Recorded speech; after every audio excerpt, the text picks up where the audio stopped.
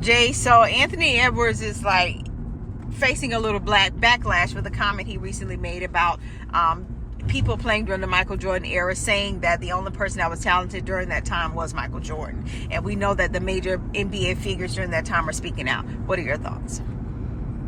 I think that this is getting worse and worse and worse with this whole thing, especially the Michael Jordan LeBron thing.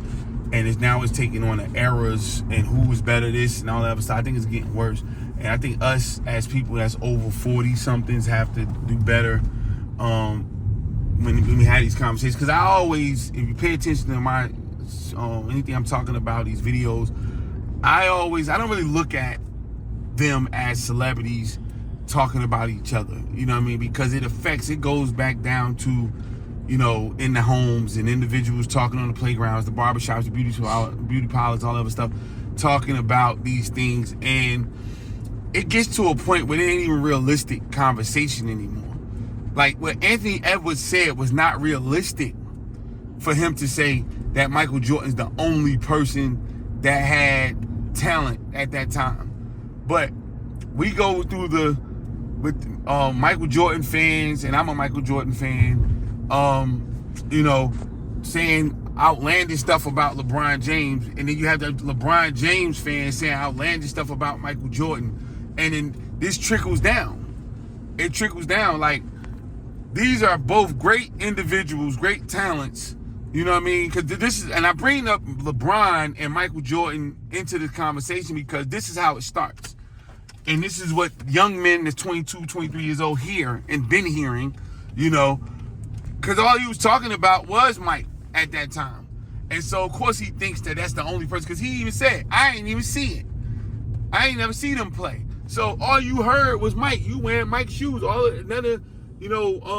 Scottie Pippen still got shoes out. Barkley still got shoes out, stuff like that. But they're not talking about them enough. And then when you hear about Barkley, you hearing about him and with his amazing career that he's created for himself as a commentator and in the media space. So you're not talking as much to him about basketball. And we're not educating them enough because we are doing the dumbass argument about LeBron and Mike. It's good banter. I have some of the greatest banters in my barbershop. At the same time, we do got to get to a point where we can have conversation that's sensible. Because now it's starting to be to a situation where it's not even sensible. It's just like you like a person more than you like the other person, and then you're willing to go as far as saying stuff that just ain't even factual. And I'm not even talking about from a statistical standpoint. When you say this person was the only person that was good, because that's the person you like, or that's the person or like, you can't do that. That's just wrong. And again, it seems like it shouldn't be something that maybe it's trivial because it's basketball, but no, this translates to life because these kids think this way. You know what I'm saying? And we're not checking them. If you yes, this era is more talented. Talent don't mean better. That's a fact. Not just because I said it. That's a fact. Talent don't mean better. Somebody can do more tricks. Don't mean that they're going to win more games. Somebody can jump higher. Don't mean they're going to score more. Somebody can run faster. You know what I'm saying? Doesn't mean that that's going to translate when the time comes. That's not a fact. And so the NBA, the NFL, MLB, life is freaking self had people that came before you that created building blocks for you to be able to do what you need to do. Yes, you might have more things at your disposal so that you can be better and go higher. And the people before you should be cheering for you to be better, greater, and go higher. It shouldn't be a thing. But we gotta stop. We see it in the music. We see it in everything. We gotta stop shitting on the people that came before us. And I blame people our age because once we get in it and we like a person in the past or the present, we don't talk sensible.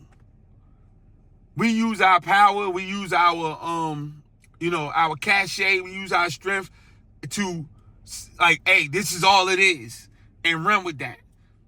And they following that shit. They following it. And then we look like, And we look at what we doing in our presidency on race right now. You know what I mean? Like, ain't no common sense about that shit. Nothing common. When people, oh, I like this person, it's gonna be because this person's black, this person's white. I'm racist, I'm not racist. I'm this, I'm that. It's like, let's go down the line and do some common shit, sense, real shit. That's not what it is. I know tomorrow that's not gonna happen in this country. But today, with me saying what I'm saying, as well as certain individuals that know that they can have control over the situation, we need to start having real, honest conversations. We need to have real debates.